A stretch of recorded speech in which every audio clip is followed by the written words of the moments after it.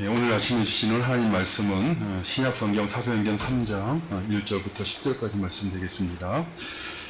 제가 갖고 있는 신약성경책 191면에 있습니다.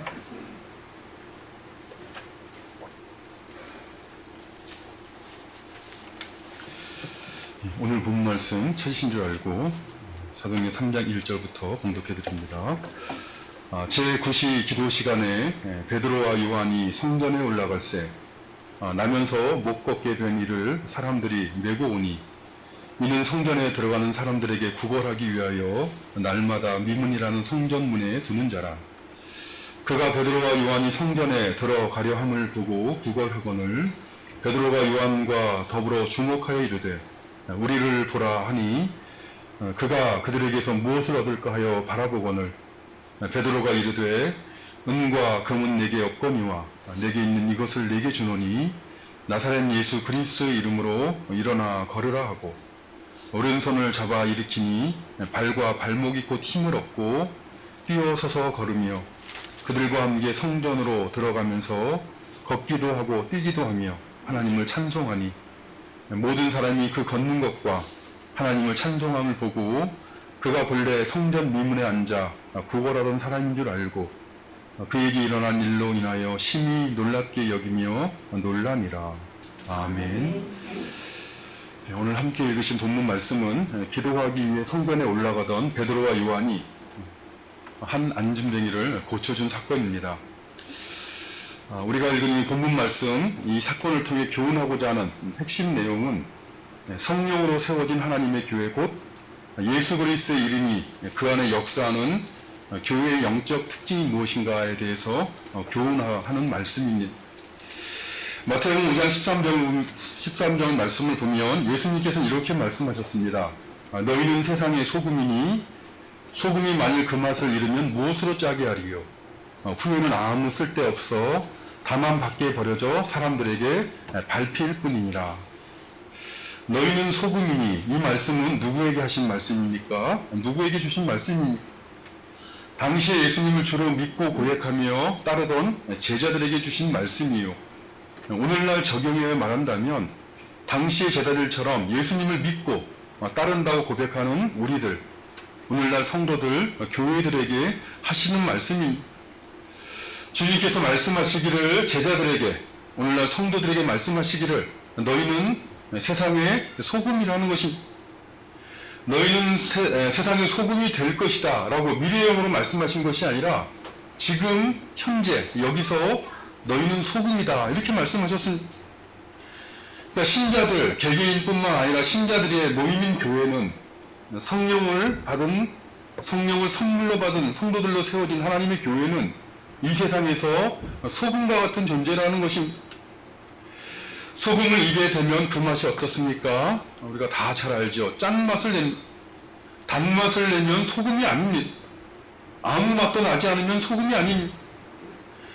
감각을 잃어버린 사람들은 아무리 먹여줘도 모르겠지만 정상적인 사람이라면 누구라도 소금을 먹게 되면 짠맛이 미국 사람이 맛보아도 짜고 한국 사람이 맛을 보아도 짭니다. 이것이 소금이죠.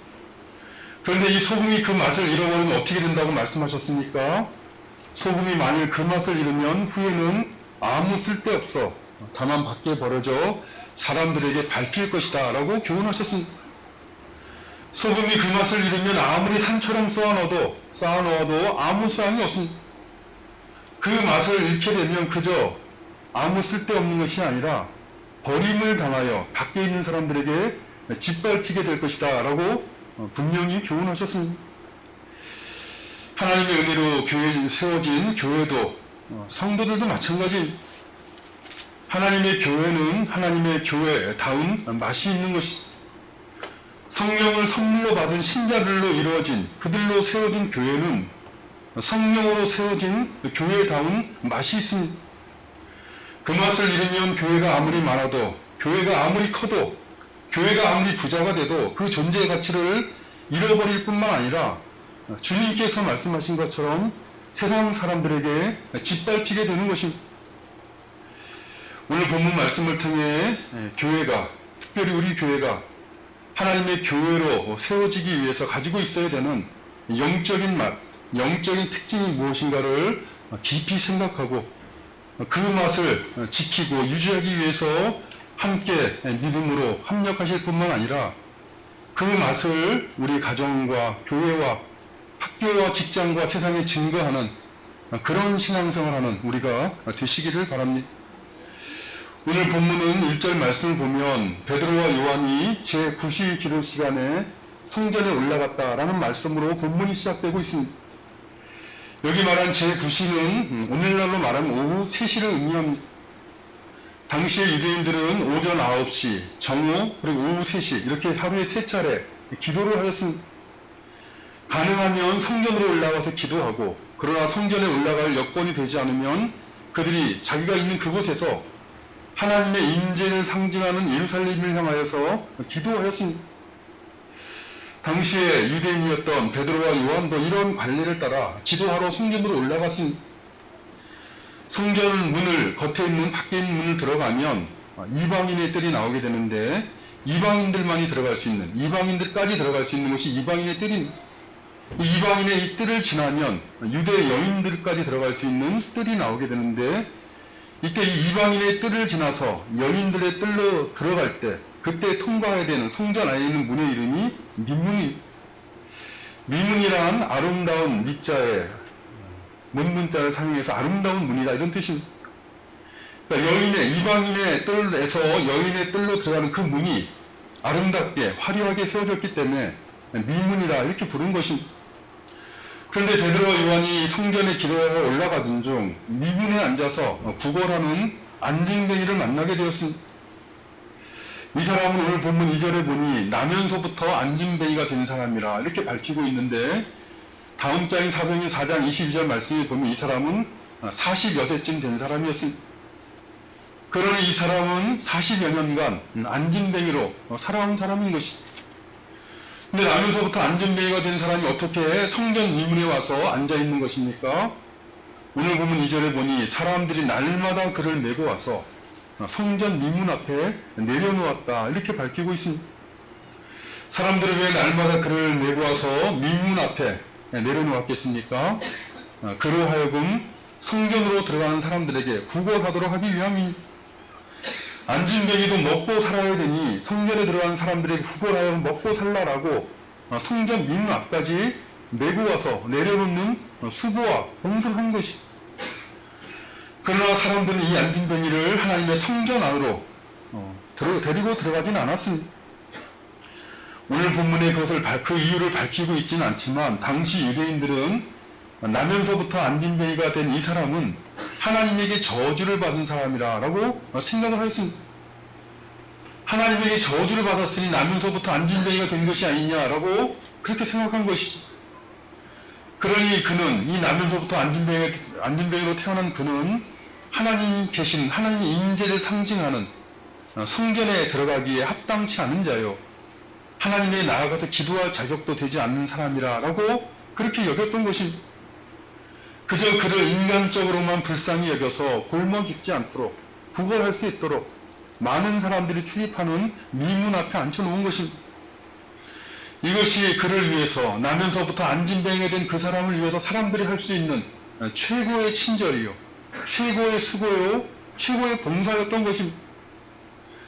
그런데 오늘 본문에 보니 어느 날 베드로와 요한이 기도하러 성전으로 들어가고 있었는데 그때 이 안진뱅이가 베드로와 요한을 보았습니다. 그리고 그는 다른 사람들에게 한 것과 같이 베드로와 요한에게도 구걸을 하였습니다.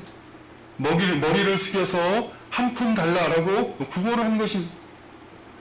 그러자 베드로와 요한은 어떻게 합니까? 4절에 보니 그들은 그에게 우리를 보라라고 말하였습니다. 사실 이 말은 안진뱅이가 전혀 예상하지 못하던 말이었습니다. 생각해 보십시오. 사실 이 안진뱅이가 구걸할 때 아마 적지 않은 사람들은 오늘도 저 사람이 저기 앉아있네 라고 확인만 하고 무시하며 지나가기도 했을 것이고 또 어떤 사람들은 거린에 대한 조그만 동정심을 품고 돈을 한 푼 던져주고 들어갔을 것입니다. 아무도 그에게 와서 말을 걸지 않았을 것인데 베드로와 요한은 그에게 다가와 말을 걸어온 것입니다. 우리를 보라라고 말을 하였습니다. 이때 이 안진뱅이의 심정은 어떠했겠습니까? 5절에 보니 그는 베드로와 요한으로부터 무엇을 얻을 수 있을까라고 바라보았다라고 말씀하고 있습니다. 다른 사람은 그저 무시한 채 지나가든지 아니면 그저 돈 한 푼 던져주고 지나갔는데 다가와서 말을 거는 걸 보니 무엇인가 큰 호의를 베풀려나 보다라는 그런 기대가 생겼을 것입니다. 그런데 그런 기대를 갖고 바라보는 그를 향하여 베드로는 6절에 보면 이렇게 말합니다. 은과 금은 내게 없거니와 내게 있는 것을 내게 주노니 나사렛 예수 그리스도의 이름으로 일어나 걸으라 라고 말했습니다. 무엇이 없다고 말했습니까? 내게는 은과 금이 없다 이렇게 말했습니다. 여러분이 그런 자리에 이 안진뱅이와 같은 그런 자리에 앉아있을 리는 없겠지만 역지사지에서 한번 생각해 보십시오. 여러분이 당시 안진뱅이였는데 그 앞을 지나가던 베드로와 요한이 우리를 보라 라고 다가와서 친절하게 말을 하는 것입니다. 그리고 어떤 생각이 들었겠습니까?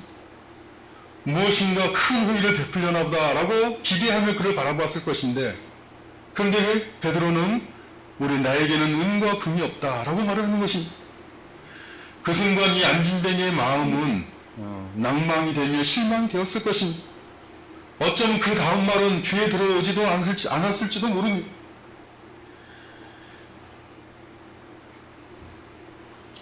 은과 금을 얻어서 구걸하며 먹고 살아야 되는 그에게 있어서 내게 줄 은과 금이 없다라는 말은 그의 기대를 실망으로 바꾸기에 충분한 말이었을 것입니다. 오늘 본문에서 이렇게 은과 금이 없다라고 말한 이 사람은 문자적으로 우리가 볼 때 베드로 사도가 한 말이 베드로 사도가 나는 은과 금이 없다라고 말을 했습니다. 그러나 이 말을 하고 있는 베드로는 개인으로서의 베드로가 아닙니다. 그는 이미 우리가 살펴본 오순절 성령 강림에 대한 설교를 통해서 예루살렘 초대 교회의 기초를 놓는 일에 쓰임을 받은 예수 그리스도의 사도요. 당시 예루살렘 교회를 대표하는 지도자였습니다. 그렇기 때문에 내게 은과 금이 없거니와 내게 있는 이것을 내게 주노니 나사렛 예수 그리스도의 이름으로 일어나 걸어라. 이 말씀은 베드로 사도가 지금 자기 개인 이야기를 하고 있는 것이 아니라 하나님의 교회의 대표자로서 이 말을 하고 있는 것입니다. 하나님의 교회가 가지고 있는 것이 무엇인지 하나님의 교회가 반드시 가지고 있어야 하는 능력이 무엇인가를 선포하고 있는 말씀입니다. 하나님의 교회가 교회답기 위해서 성령께서 세워가시는 하나님의 교회답기 위해서 가지고 있어야 되는 것은 무엇입니까? 그것은 은과 금이 아니라 나사렛 예수 그리스도의 이름이라는 것입니다. 나사렛 예수 그리스도의 이름으로 일어나 걷는 일, 능력의 역사가 있어야 그것이 하나님의 교회답다는 것입니다.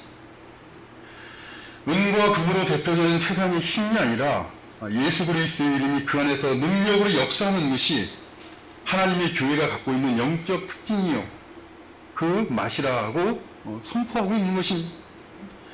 물론 그렇다고 해서 오해하지는 마십시오. 하나님의 교회는 은과 금이 필요 없다라고 하는 말이 아니라는 것입니다. 오늘 보면 바로 앞장인 2장 마지막 부분에 기록되어 있는 것처럼 예루살렘 초대교회는 성도들이 가지고 있는 은과 금, 재산과 소유를 팔아 교회 앞에 두고 각 사람의 필요를 나누어주는 교회였습니다. 하나님의 교회는 하나님의 선하신 일을 하기 위해서 은과 금도 필요하고 여러 가지 은사와 기능도 필요합니다. 그래서 하나님께서 주신 은사를 맡은 청지기처럼 서로를 위해서 봉사하고 복음 전도에 협력해야 되는 것입니다. 그러나 그럼에도 불구하고 보다 중요한 것은 이것입니다. 은과 금이 교회의 교회다움을 보장해주는 본질이 아니라는 것입니다. 오늘날도 마찬가지지만 교회의 역사를 보면 이 교회의 타락이라는 것은 대부분이 특별히 중세시대 교회를 통해 분명하게 증명된 것처럼 교회가 부자가 되는 것으로부터 교회의 타락이 시작되었습니다. 그래서 중세시대 그것을 문제로 알고 가난 청빈을 추구하는 수도원이 생겼지만 중세 후기 말로 가게 되면 대부분의 이 수도원들도 다 부자가 되어서 타락하고 맙니다. 오늘 본문을 통해서 교훈하고 있는 중요한 교훈이 그것입니다. 은과 금이 교회를 교회답게 하는 그것이 아니라는 것입니다. 은과 금이 교회가 갖는 영적 힘이나 능력이 아니라는 것입니다. 은과 금이 부족하다고 교회답지 못하다라고 말을 하거나 하나님의 교회를 세워갈 수 없다라고 말하지 말라는 것입니다. 이것이 은과 금을 사랑하고 섬기는 세상 가운데 세워지는 교회를 세워갈 때 싸워야 되는 첫 번째 영적인 싸움입니다. 이 싸움에 실패하면 어떻게 됩니까? 중세시대가 보여주는 것처럼 또 몰라 우리가 세상을 보며 흔히 목도하는 것처럼 물질을 의지하며 교회를 세우게 됩니다. 하나님이 아니라 물질을 의지하는 것이. 그래서 그리고 만일 물질을 가지고 그것을 힘으로 삼는 사람들에 의해 교회가 좌지우지 된다면 중세의 교회의 타락이 오늘날 재현되고 마는 것입니다.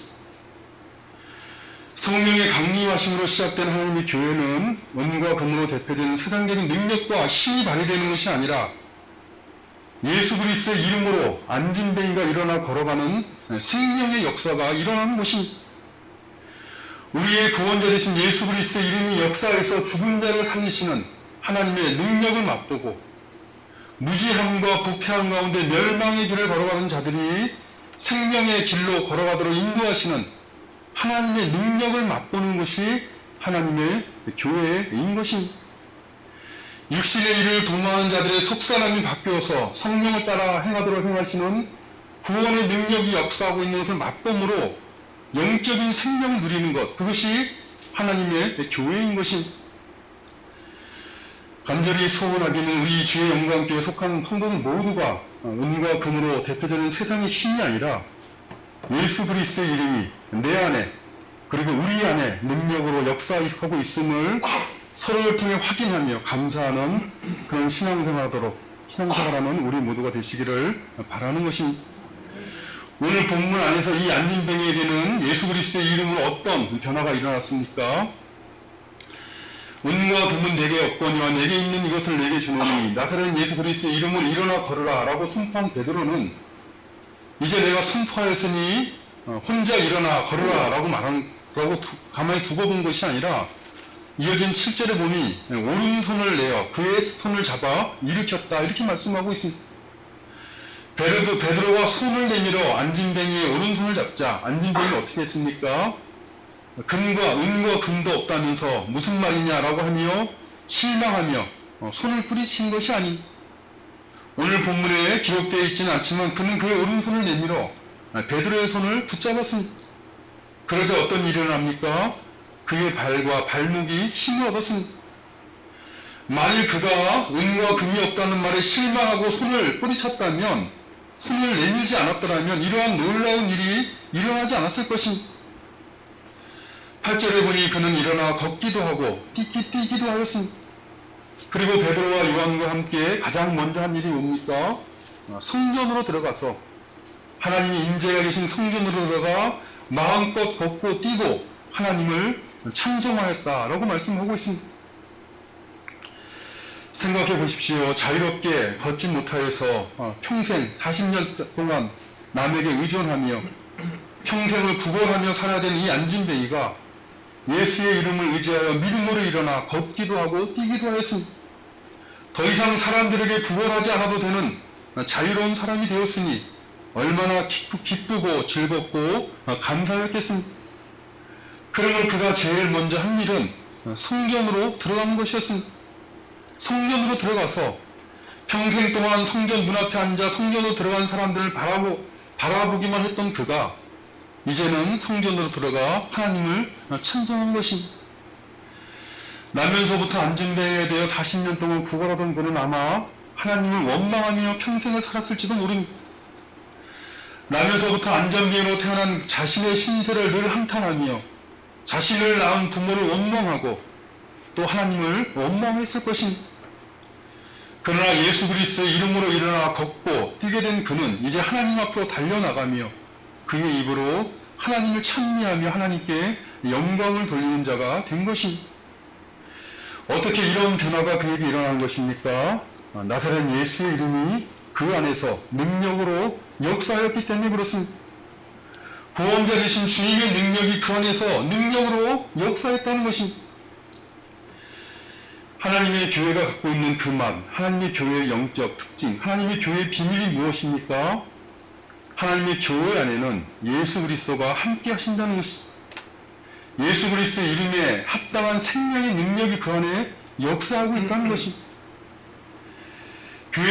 교회답게 하는 예수라는 이름의 뜻이 무엇입니까? 예수라는 이름의 뜻은 우리가 아는 것처럼 구원자란 뜻입니다. 자기 백성을 저희 죄에서 구원하시는 분이라는 뜻이. 그러므로 그 이름이 역사한다. 예수님의 이름다운 교회라는 것은 그 구원의 능력이 역사하는 것이요. 그 구원의 능력을 증거하는 것이 바로 교회라는 것입니다. 하나님의 교회는, 예수님의 피로 사신 하나님의 교회는, 성령께서 역사하신 하나님의 교회는 은과 금을 자랑하는 것이 아니라 죄인들을 구원하신 하나님의 능력이 역사하는 것입니다. 죄인들을 구원하시는 하나님의 능력은 오늘날도 하나님의 교회 안에 역사하고 있고, 하나님의 교회는 그것이 참으로 하나님의 교회라면 그 구원의 능력을 맛보며 신앙생활을 하는 것입니다. 오늘날 구원의 능력은 우리 안에서, 예수님 믿고 구원받았다라고 고백하는 우리 안에서 어떻게 역사하고 있는 것입니까? 오늘 본문 안에서는 안진뱅이가 일어난 치유의 역사로 구원의 능력이 역사했습니다. 오늘날도 살아계신 하나님께서 하시고자 하신다면 안진뱅이가 일어난 치유의 역사가 일어날 수도 있을 것입니다. 그러나 이 구원의 능력이라는 것은 안진뱅이에게만 일어나는 것이 아니, 이 구원의 능력을 맛보기 위해서 모든 사람이 다 안진뱅이가 될 필요는 없는 것이, 사실 본질적인 차원에서 예수님의 이름의 역사, 죄인을 구원하신 구원의 능력은 영적인 차원에서 일어나는 것입니다. 모든 인생들이, 이 땅에 태어난 모든 인생들은 육체적인 안진뱅이로 태어나는 것은 아니지만, 그러나 영적인 신앙적인 관점에서 보면 모두가 다 안진뱅이로, 영적인 안진뱅이로 태어나는 것입니다. 모든 사람들은 영적으로 다 죽어서 걸어다닐 수 없는 무능한 자들입니다. 이 세상의 모든 인생은 영적인 귀머거리들이죠. 하나님의 음성을, 진리의 말씀을, 은혜의 말씀을 들을 줄 모르는 영적인 귀머거리들입니다. 또한 그들은 영적인 소경이라 살아계신 하나님을 바라볼 수가 없고, 영적인 벙어리가 되어 듣는 자들에게 은혜를 끼치는 아름다운 말을 할 줄 모르고 하나님께 감사의 말을 할 줄 모르는 그런 존재가 되었습니다. 영적으로 무능한 인생들은 성전 미문에 앉아 구걸하는 안진뱅이처럼 세상 가운데 구걸하며 인생을 살아가고 있습니다. 살아가기 위해서 은과 금으로 대표적인 세상의 힘을 의지하고자 하고 세상의 힘을 구걸하며 인생을 살아가고 있는 것이 영적으로 안진뱅이 된 인생들의 모습인 것입니다. 그러나 긍휼이 풍성하신 하나님께서는 예수 그리스도 그 이름으로 인해서 택하신 우리들에게 구원의 은혜를 베풀어 주셨습니다. 성령으로 우리 심령을 거듭나게 하사 새 생명 주심으로 영적으로 무능한 우리들을 일으켜 세워주셨습니다. 영적인 귀머거리였던 우리의 귀를 열어 예수 그리스도 이름으로 그 귀를 열어주셔서 하나님의 음성을 들을 줄 알게 하시고 하나님의 진리를 알아가는 삶을 살아가도록 은혜를 베풀어 주셨습니다. 하나님의 말씀을 사모하여 그 말씀 믿음으로 받고 그 말씀으로 나그네 된 인생의 위로를 삼고 소망을 삼고 말씀대로 역사하신 하나님의 능력, 말씀에 순종하는 자들에게 베푸시는 하나님의 능력과 그 은혜를 맛보는 복된 삶을 살게 하시는 것입니다. 뿐만 아니라 영적인 소경이었던 우리들의 눈을 예수 그리스도의 이름으로 뜨게 해주셨습니다. 믿음으로 보이지 않는 하나님을 바라보며 하나님을 의식하며 하나님 앞에 경건함으로 살아가게 하시는 것입니다. 믿음으로 하나님의 나라를 바라보며 인내하게 하시고 성령 안에서 의와 평강과 희락을 추구하는 복된 삶을 살아가도록 역사하고 계시는 것입니다.